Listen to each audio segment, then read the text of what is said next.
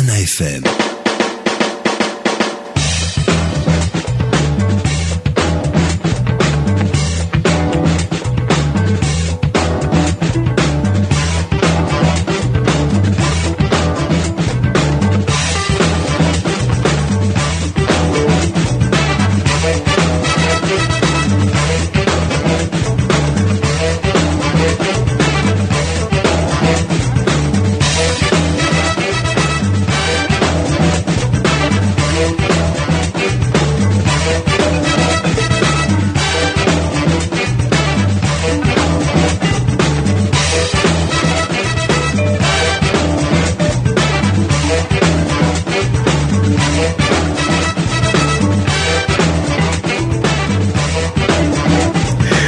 En direct des studios de la plus belle des radios, nous vous souhaitons une très belle entame de journée. Soyez les bienvenus, mesdames et messieurs, dans le débat de Nana FM en ce matin du mercredi 16 janvier 2019. Les non-voyants ont enfin leurs représentants à l'Assemblée nationale. C'est avec ce titre que certains journaux ont annoncé l'élection le 20 décembre dernier du premier non-voyant au Parlement togolais, suscitant de l'espoir chez les uns et beaucoup de curiosité chez les autres. Alors comment cet espoir se traduira-t-il dans les faits? Quelle loi pour améliorer le quotidien des personnes handicapées au Togo? C'est le thème du jour. Et pour en parler, avec moi dans ce studio, nous avons précisément Gaëtan Aoumezounou, député UFC, le non-voyant dont il s'agit. Bonjour Monsieur Aoumezounou. Monsieur Afanou, bonjour. Ce débat se fera également avec vous, les auditeurs, qui pouvez réagir dès maintenant via la page Facebook de Nana FM et dans une vingtaine de minutes par téléphone sur le 91 09 71 71 ou le 96 61 58 58. Avec Nestor Glo à la mise en onde, je m'appelle Antoine Afanou. Quelle loi pour améliorer le quotidien des personnes handicapées au Togo? C'est le thème du jour. Alors, Gaëtan Aoumezounou, je le disais en introduction, au-delà de l'espoir, plusieurs se sont posé des questions en apprenant votre élection, mais ils ne voient pas comment va-t-il travailler, comment est-ce qu'un non-voyant peut représenter valablement le peuple. Vous y êtes depuis quelques jours, vous avez tenu 2 séances dans le cadre de la première session. Comment est-ce que cela se passe globalement pour vous ? Je vous remercie. Je voudrais aussi dire un bonjour aux éditeurs, aux Togolais, d'avoir porté leur suffrage sur une personne non-voyante, une personne handicapée aussi, lors des élections législatives passées. C'est la preuve que les Togolais sont mûrs et veulent bien qu'il y ait l'inclusion dont on parle, pour que nous puissions ensemble vivre main dans la main au Togo. Et donc sans distinction aucune. Et ça, c'est une innovation dans les faits, qui sont traduites dans les faits. Alors, depuis la rentrée parlementaire, j'étais à toutes les séances, toutes les sessions, et ça se passe bien. Il n'y a pas de raison que ça se passe autrement que bien. Donc, si l'ambiance est bonne, les députés sont respectueux. C'est-à-dire, vous vous sentez parmi les vôtres. Il n'y a pas de sentiment de mise à l'écart, de discrimination. Aucune différence.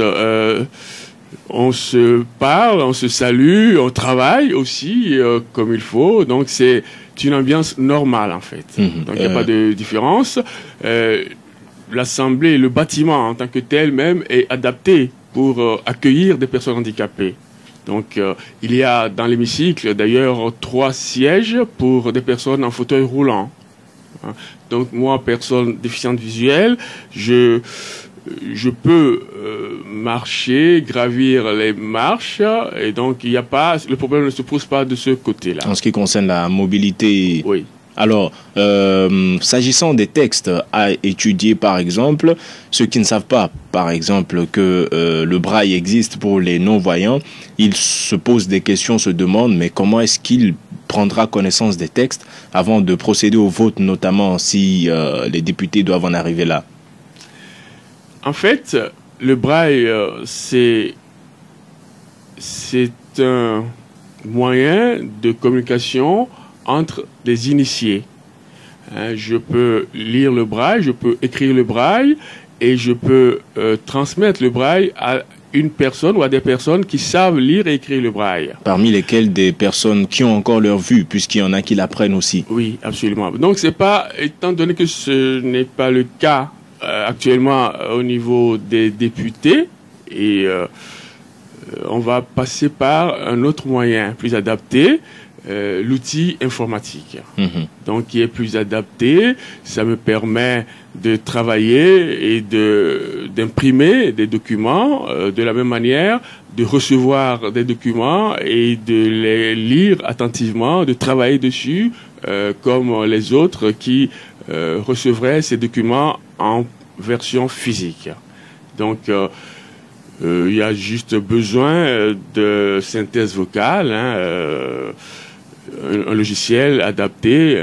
Bon, donc là, en l'occurrence, ici, c'est le JAWS, J-A-W-S, qui permet à la personne déficiente visuelle de tout faire sur son ordinateur comme si elle avait la vue. Donc aujourd'hui, clairement, vous avez tous les moyens à votre disposition pour bien faire votre travail. L'Assemblée nationale a pris conscience de cela et a devancé les faits pour que je sois tout à fait à l'aise comme les autres députés pour faire les travaux. Avez-vous un assistant personnel à votre disposition? J'ai un assistant personnel parce qu'il me fallait une assistance puisque pour se déplacer notamment, pour repérer les lieux et pour plusieurs autres choses, j'ai besoin et donc d'une assistante et j'ai une assistance avec moi qui m'accompagne, qui m'aide. Dans le cadre du Parlement. Dans le cadre du Parlement, c'est prévu, c'est pas encore mise en pratique de ce point de vue-là, puisque nous venons de démarrer, mais je sais que c'est pris en compte. Et vous savez que cela va se faire. Oui, bien sûr. Donc j'ai toute confiance que ça va se faire, puisque les échanges que nous avons vont dans ce sens-là. Après cette élection, plusieurs personnes ont commencé à s'intéresser à votre histoire, au-delà des personnes handicapées, même les autres, ils veulent bien savoir, mais comment est-ce qu'il y est arrivé, même s'il y a bien sûr un débat autour de l'élection globalement, nous allons en parler bien entendu, puisqu'il y en a qui continuent de clamer que ceux qui sont aujourd'hui au Parlement ont été nommés, mais vous, aujourd'hui, comment est-ce que vous vivez cette élection et comment avez-vous perdu la vue? Il y en a qui aimeraient savoir. Beaucoup ne savent pas si vous avez eu à voir par le passé ou si cela s'est produit suite à un accident. Qu'en est-il concrètement, si vous voulez bien en parler? Oui, je voudrais bien en parler. Je voudrais dire que je suis élu député sur la liste de l'Union des forces de changement, UFC, et d'abord féliciter ce parti pour avoir osé présenter une personne handicapée sur une liste à une place élective, enfin une place à laquelle on peut être élu. Parce qu'il y en a qui les mettent au dernier rang juste pour remplir les quotas. Oui, oui. Donc ça c'est un grand merci. Il faudrait que nous voyons ça comme un changement majeur d'ailleurs.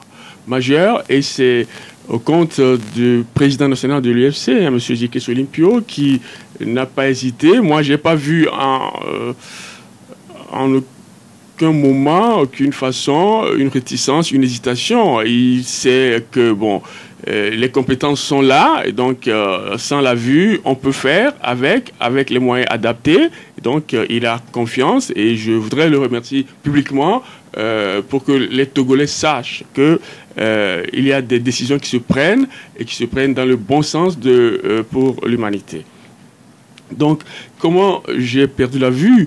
C'est contre toute attente par des cambrioleurs qui m'ont agressé une nuit, donc quand j'étais en voyage sur place au Togo, à Lomé. C'était à l'époque où il y avait les grèves illimitées, Togo mort et tout, où des brigands se sont emparés d'armes à feu pour faire... Dans les années... Dans les années 90 et tout. Et donc, c'était en ce moment-là. Donc, c'est pour ça que je suis contre, résolument contre le refus de discussion, de discuter, de se mettre autour de la table pour échanger. Parce que ce refus fait des victimes. Vous rejetez la violence. Je rejette catégoriquement la violence. Et je voudrais que nous inscrivions nos politiques, quelles qu'elles soient, dans la paix, dans un cadre de paix, de convivialité, de fraternité, pour que nous puissions avancer ensemble vers le bonheur que nos aïeux ont prédit sur le Togo lors de l'humanité d'ailleurs. Donc j'ai perdu la vue par arme à feu tirée par une fenêtre vitrée. C'était dans la nuit, entre minuit et 2 heures. Des gens se sont introduits dans la maison. Ils faisaient du bruit comme pour défoncer une porte et tout. Je me suis réveillé sans savoir ce qui se passait. Et loin de moi l'idée que les gens pouvaient s'introduire dans une maison pour voler, pour cambrioler, pour agresser, pour tuer d'ailleurs. Heureusement qu'il n'y a pas eu mort d'homme cette nuit-là. Et donc j'ai pris ces balles-là dans le visage avec les bris de glace dans les yeux, dans le visage, partout. Il me reste encore plusieurs impacts dans la peau du visage. Au moins 170 impacts qui sont là. C'est pas visible parce que la nature même fait bien les choses. Donc, mes 2 peaux intérieures et extérieures ont emprisonné ces corps étrangers pour que, voilà, comme si c'était naturel. Mais aujourd'hui, vous avez réussi à vous relever. Je n'avais pas d'autre moyen que de me relever, parce que c'est pas parce que on est à terre qu'on ne peut pas se mettre debout. Et donc j'ai pu me relever grâce à Dieu, grâce à mes proches qui m'ont beaucoup soutenu, grâce aussi à mes activités. Et donc je pense que le handicap pour les personnes handicapées, c'est de ne pas accepter le handicap. Le handicap, c'est ne choisit pas. Il s'impose en souverain, qu'on le veuille ou non, qu'on soit enfant, adulte, qu'on soit blanc, noir, jaune. Le handicap, quand il vous choisit, il s'attache à vous. Il vaut mieux l'accepter et vivre avec, parce qu'il a besoin de vivre dans un corps. Il a besoin de vivre dans un corps, donc c'est aussi sa nature. Donc il vaut mieux l'accepter et vivre avec. Ce que j'ai compris, ce que je fais, et je vis comme si tout le monde était non-voyant. À vous qui nous rejoignez à l'instant, vous écoutez Nana FM. Nous vous rappelons que nous sommes dans le débat aujourd'hui avec Gaëtan Aoumezounou, député UFC, le premier non-voyant à accéder à l'Assemblée nationale, en train de nous interroger quelle loi pour améliorer le quotidien des personnes handicapées au Togo. Et vous, auditeurs, pourrez bientôt participer à ce débat en composant le 91 09 71 71 ou le 96 61 58 58. Vos réactions sont également attendues sur la page Facebook de Nana FM. Alors Gaëtan Aoumezounou, avez-vous déjà ciblé un certain nombre de pistes? Quels sont les projets que vous comptez mener à bien en ce qui concerne l'amélioration du quotidien des personnes handicapées à travers votre présence au Parlement?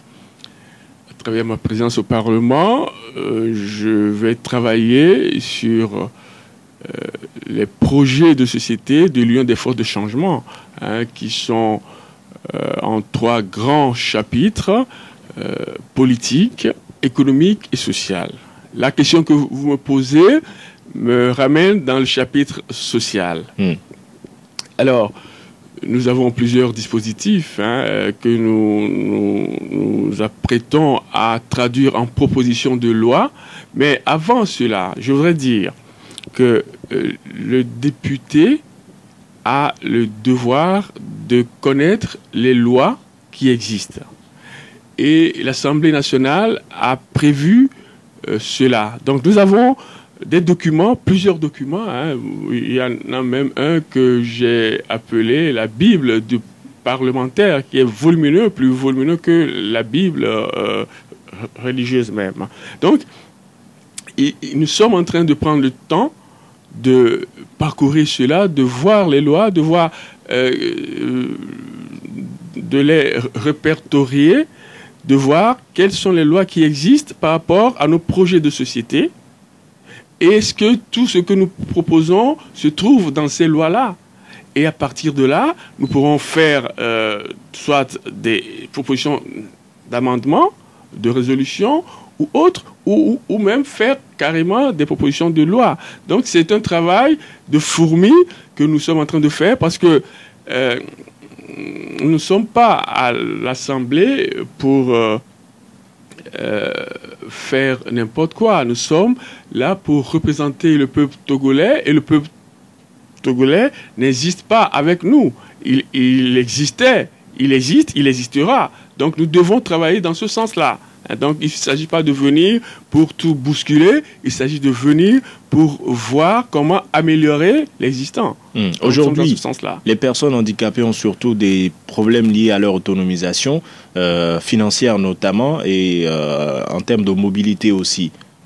Bon, et on pourrait aller dans le sens de propositions de loi en faveur des personnes handicapées qui prennent en compte, qui garantissent d'ailleurs l'accès à la santé, à l'éducation, à la formation professionnelle, au travail, à l'emploi, au logement, au transport, aux nouvelles technologies, accès aux nouvelles technologies,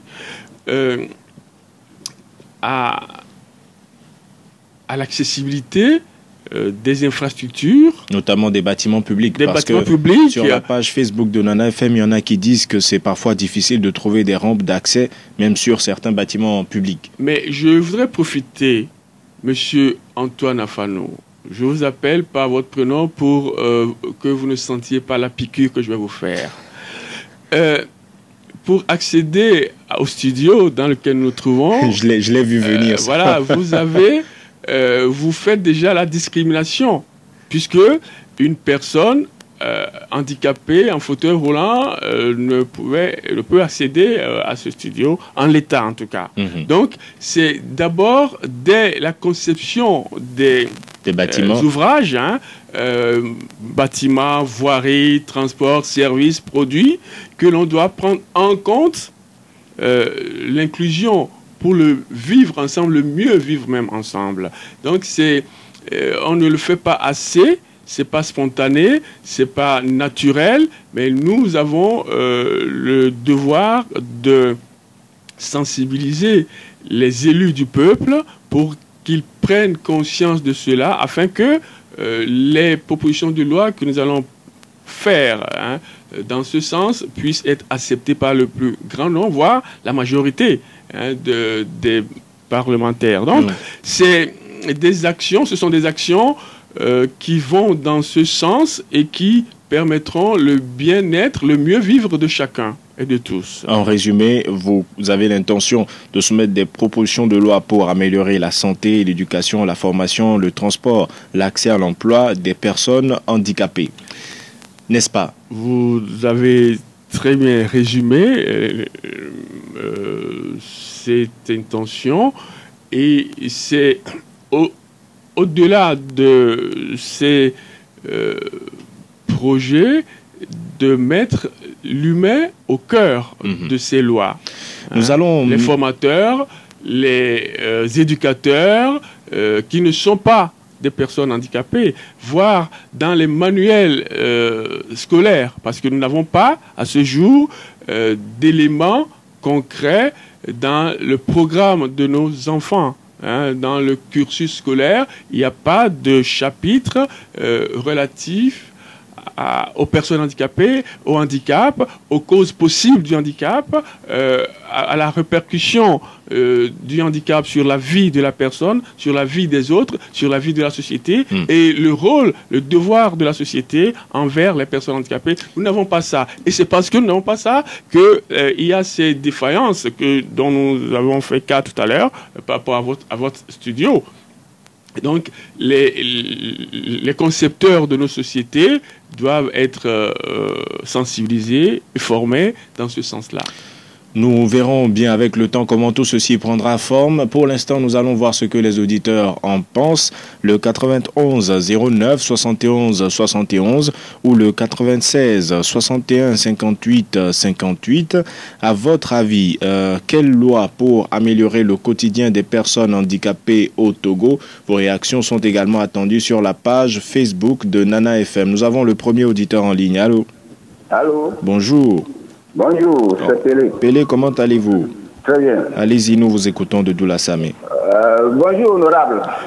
Bonjour, monsieur Télé de Doula Samé. Oui, félicitations. Merci pour votre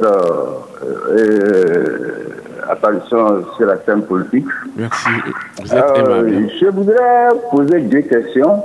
Allez-y. D'abord, la première question en tant qu'handicapé aujourd'hui au Parlement. En tant qu'handicapé, aujourd'hui, Vivienne, quand vous attendez, au moins vous attendez, vous ne voyez pas, mais vous attendez. Quand vous attendez qu'on a eu une loi qui dit que tu es dans le gouvernement et tu es opposant, est-ce que ça sonne bien aujourd'hui dans vos oreilles? Mais monsieur Pélé, oui? Je comprends très bien votre préoccupation. Mais oui, vous conviendrez avec moi que ce n'est pas le sujet du jour. Oui, Michel Oumezono vous répondra. Ça fait partie de la loi, c'est une loi. Bien sûr, mais pour vous, quelle loi au pluriel faudra-t-il pour améliorer le quotidien des personnes handicapées au Togo? Oui, pour qu'il y ait comme il y a cette loi aussi, parce que je voudrais vous poser la question, est-ce que cette loi aussi, ils vont les garder? Est-ce qu'ils vont la garder, la loi là? Bien, maintenant, par rapport aux personnes handicapées. En tant que député, parce que je pense qu'il sera le président du groupe parlementaire. Non, monsieur Pélé, oui. Ne perdons pas de temps, allons à l'essentiel. C'est-à-dire, vous, à votre avis. Député de l'IFC, aujourd'hui, la CEDEAO a empêché la C14 à ne pas aller à ces élections. Monsieur Pélé, non, visiblement, aujourd'hui, le courant ne passe pas entre vous et moi. On s'est toujours compris, mais ce matin, visiblement, il y a un court-circuit. Nous ne sommes pas là pour un débat purement politique. On s'intéresse aujourd'hui à la cause des personnes handicapées à travers la première personne handicapée, justement, qui a accès à ce Parlement. Et nous aimerions votre apport, contribution ou participation par rapport à ce sujet. Nous avons un autre auditeur en ligne. Allô? Oui, allô? Bonjour. Bonjour, monsieur le journaliste. Monsieur Amouzoui, comment allez-vous? Très bien, chez vous. Ça va, Dieu merci. Allez-y, nous vous écoutons. Je salue votre invité, je l'encourage. Merci, monsieur. Aller plus de l'avant. Parce que les personnes, les non-voyants, ils écoutent, ils voient avec leurs mains, leur nez et leur odeur et langue. Mm-hmm. Donc, ce n'est pas parce que tous les Togolais sont les mêmes, même si tu ne vois pas avec celui qui voit, vous êtes pareil. Je le félicite et pour sa nomination aussi à l'Assemblée. Vous aussi, vous parlez de nomination. Il vous répondra dans quelques instants. Oui, mais est-ce que je ne sais pas sur quels critères ils sont basés pour nommer le président de l'Assemblée ou qui va faire 1 an? Est-ce que l'Assemblée qui a été créée le 20, est-ce que c'est 1 an seulement ils vont faire? Bien. La question est notée. Monsieur Amouzoui, je comprends que vous n'avez pas de proposition en ce qui concerne l'amélioration du quotidien. Ceux qui voient ne sont pas à l'aise. Bien. Merci, monsieur Amouzoui, d'avoir participé au débat. Passez une excellente journée. Le 91 09 71 71 ou le 96 61 58 58. Un autre auditeur en ligne. Allô? Allô? Oui, bonjour. Bonjour, monsieur. On vous appelle comment? C'est Francis. Francis de Tokouin? Non, Francis d'Atiegou et Sopanou. Allez-y, nous vous écoutons. À votre avis, quelle loi pour améliorer le quotidien? Moi, je n'ai pas de proposition à faire. s'il vous plaît, j'aimerais rencontrer l'honorable si c'est possible, quoi, ou bien avoir son numéro pour que je puisse l'appeler après, quoi. Ça marche. Vous rappelez le standard à la fin de l'émission et avec son accord, vous aurez son contact. Passez une bonne journée, Francis. Nous allons prendre encore un autre auditeur en ligne et M. Aoumezounou réagira à l'ensemble. Le 91 09 71 71 ou le 96 61 58 58. Auditeur en ligne. Allô? Oui, allô. Bonjour. Bonjour, monsieur John. On vous appelle comment? À côté, d'accord. Allez-y, nous vous écoutons à côté. Bonjour, notre invité. Bonjour, monsieur Akété. Monsieur John. Oui. Le thème d'aujourd'hui, ça mérite une grande réflexion. Je vois que au Togo, on ne prend pas en compte la préoccupation des personnes à mobilité réduite et les handicapés de vue et autres. Maintenant que nous sommes dans un mandat titré mandat social, je pense que il sera louable que des lois soient prises, ou bien soient votées en faveur de ces personnes-là. Heureusement que notre invité qui fait partie de ces personnes handicapées se retrouve aujourd'hui à l'Assemblée nationale. Alors, c'est l'occasion de voir les points saillants de son handicap pour pouvoir prendre des dispositions à soumettre à leurs collègues députés pour que cela soit comme un projet de loi qui doit être voté. C'est ce que je peux dire. Merci beaucoup et bonne journée à vous. Merci, monsieur Akoté, d'avoir participé au débat. Passez une bonne journée. Alors, monsieur Akoté, on peut commencer par lui. Que pensez-vous de son intervention? Non, monsieur Akoté va dans le sens pour construire, pour amener les uns et les autres à être ensemble. Je le remercie, monsieur Akoté, et bravo pour votre intervention. C'est vrai que nous allons travailler pour que la vie des personnes à mobilité réduite, comme vous dites, à juste titre, soit améliorée. Donc, nous ferons une proposition de loi pour les personnes vulnérables dans leur ensemble et nous ferons en sorte que pour les personnes handicapées en particulier, des dispositions soient prises pour que plus jamais personne ne soit laissé de côté et que personne n'ait le sentiment d'être ignoré, d'être oublié, d'être mis à l'écart. Monsieur Amozouvi, lui, il est revenu sur cette notion de nomination dont j'avais parlé en début d'émission. Comment est-ce que vous vivez ces propos, ceux qui affirment que l'Assemblée n'a pas été élue mais nommée? Bon, monsieur Antoine Afanou, je voudrais que vous, les médias, qui constituez un pouvoir, vous êtes le quatrième pouvoir, que vous rétablissiez les choses dans leur sens, mettez les choses à leur place. Et nous faisons cet effort tous les jours. Vous savez que nomination ne rime pas avec élection, même s'il y a Sion, ce sont pas des synonymes.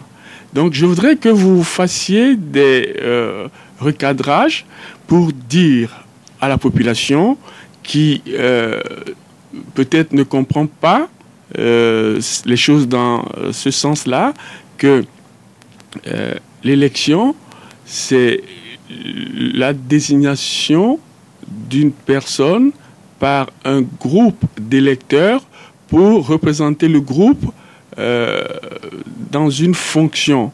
Alors, le souci dans ce cas-ci, ce n'est pas que les gens ignorent la différence entre les deux termes, ils l'aperçoivent clairement, mais ils estiment que l'élection telle qu'organisée n'a pas donné les résultats qu'il fallait et que le schéma actuel de l'Assemblée a été dessiné ailleurs. C'est ce que les gens affirment. Et c'est en cela que je vous demande, vous qui êtes un député, comment est-ce que vous le vivez? Je le vis contrairement à ce que vous présentez. Parce que les élections ont été organisées comme nous le savons. Tout le monde a été invité, appelé à participer au processus électoral. Nous savons comment les choses se sont déroulées. Maintenant, nous sommes rentrés dans le processus électoral parce que l'Assemblée nationale est une institution et nous ne devons pas laisser l'institution sans vie.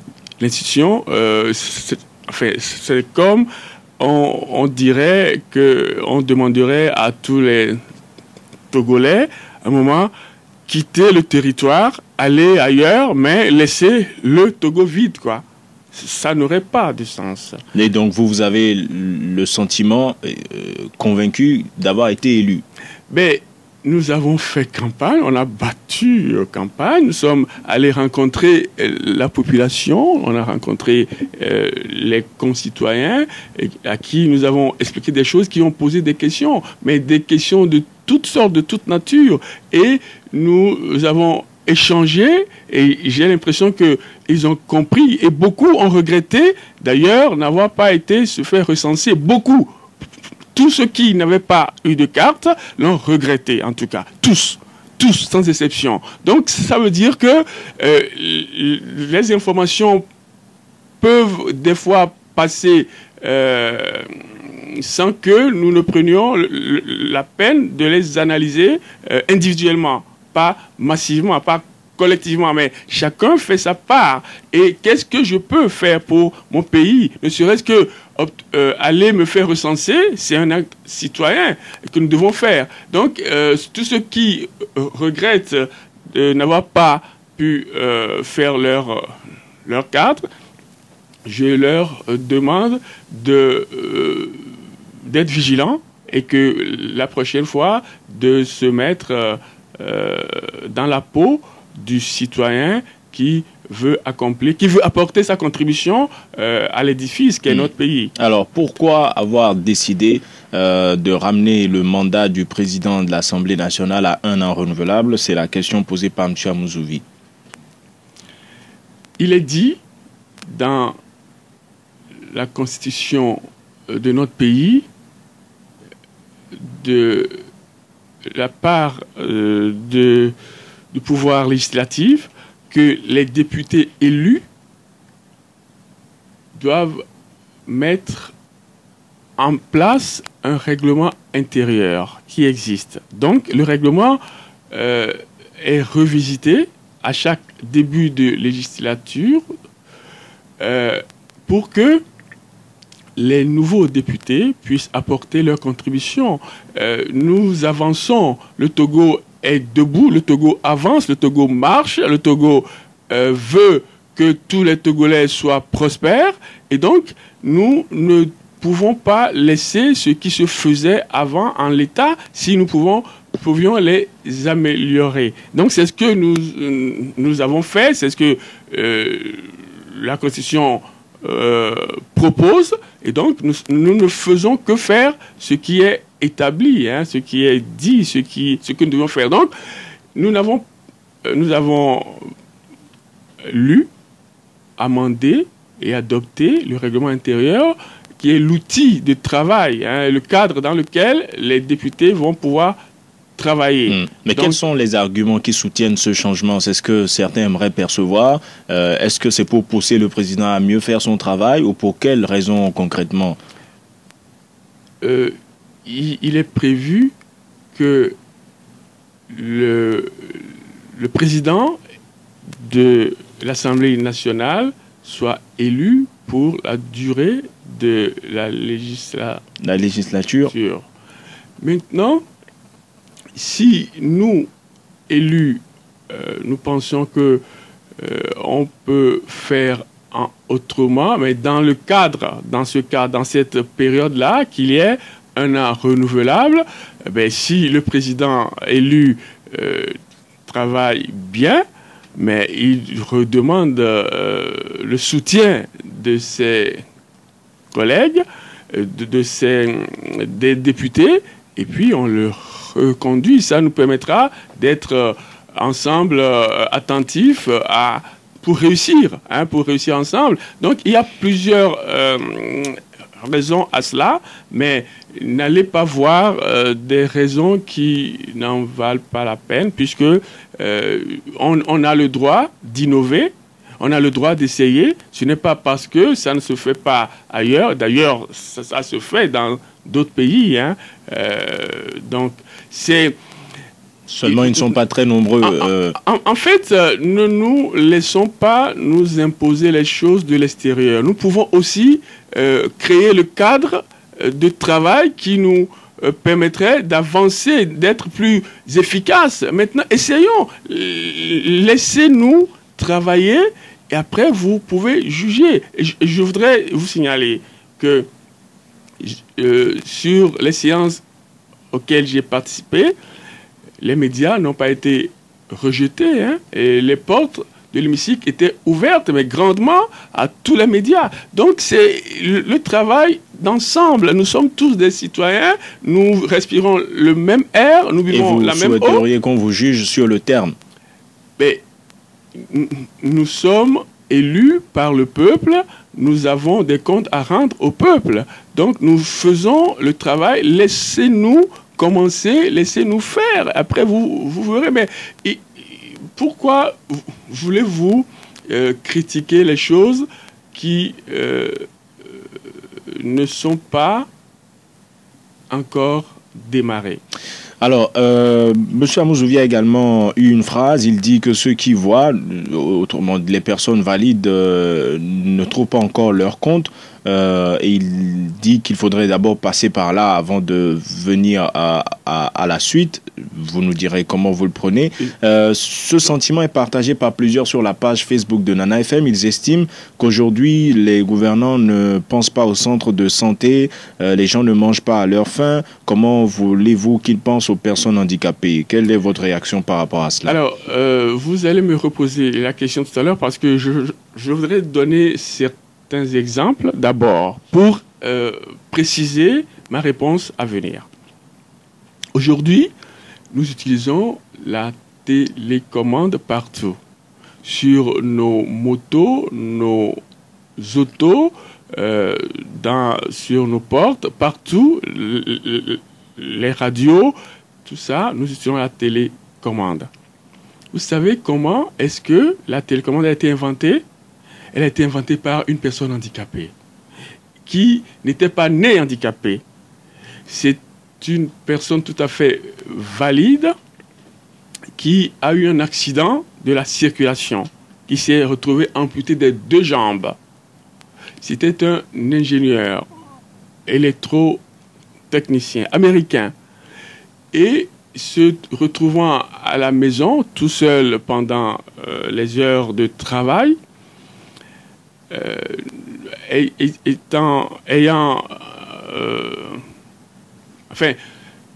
ne voulant plus à chaque fois se déplacer avant de changer de chaîne, de zapper, a fait appel à sa science, ce qu'il savait faire. Et c'est à partir de là que la télécommande est née. Aujourd'hui, ça profite à qui? Aux personnes qui n'ont pas de handicap. Bien. Les essuie-glaces que nous avons sur les pare-brises de voitures, qui sont même sur la vitre arrière même sur les rétroviseurs, aujourd'hui, ces essuie-glaces ont été inventés par une personne borgne à qui il manque un œil. C'est pour elle-même qu'elle a conçu cela. Et c'est devenu une norme internationale. On ne peut plus concevoir un véhicule sans les essuie-glaces. Donc, ça profite à qui? À tout le monde. Je peux citer des exemples, on n'en finirait pas. Bien.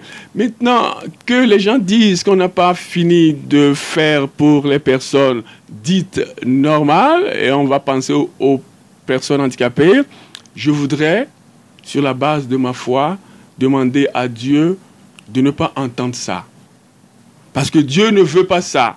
Dieu aime les personnes vulnérables, les personnes pauvres, et c'est en elles qu'il se manifeste.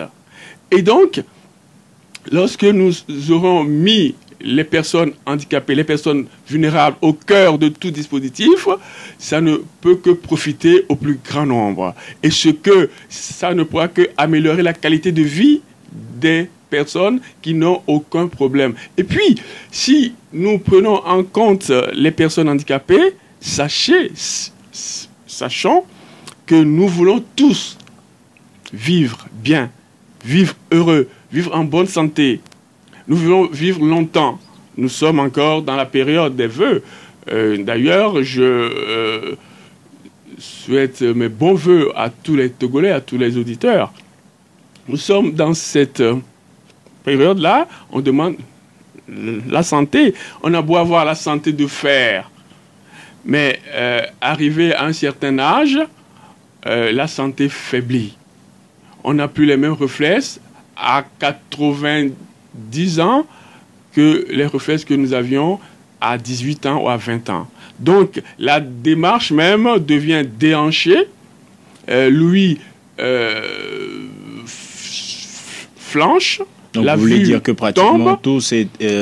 tout le monde est potentiellement... une personne handicapée potentielle. Et si nous savons prendre en compte les besoins spécifiques des personnes handicapées aujourd'hui, nous savons prendre en compte les besoins réels de nos personnes âgées que nous sommes appelés à devenir, à tout le moins. Donc, c'est triste que de penser que les personnes handicapées doivent rester toujours discriminées, ignorées, mises à l'écart. C'est dommage. Je ne voudrais pas que ces choses-là soient dites par des Togolais. Nous sommes assez fraternels, assez humains, assez solidaires pour comprendre que nous devons avancer et avancer ensemble, mais dans la main. Relever celui qui est à terre, c'est voler soi-même. Ces deux réactions sur la page Facebook de Nana FM et votre mot de la fin. Stanislas écrit que le problème dans notre pays est de savoir si les lois sont respectées. Surtout la discrimination envers les personnes handicapées devrait sérieusement être punie. Mais hélas, écrit-il. Et Benoît Hamé qui dit qu'il faut une loi qui permette la gratuité. Il n'a pas, visiblement, il a manqué un mot parce qu'il l'a écrit simplement qui permet la gratuité des personnes handicapées. Votre mot de la fin, en même temps une réaction à ces deux interventions. Bien, je remercie ces deux internautes. Je voudrais dire que le handicap coûte cher, coûte très cher aux personnes handicapées elles-mêmes et à leurs proches.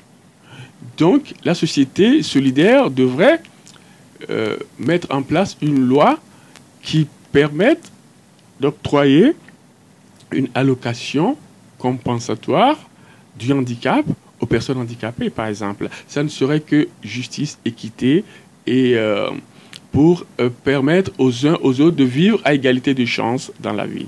Donc, nous allons travailler dessus pour que ça soit une réalité en faveur des personnes handicapées et pour le mieux vivre de nous tous.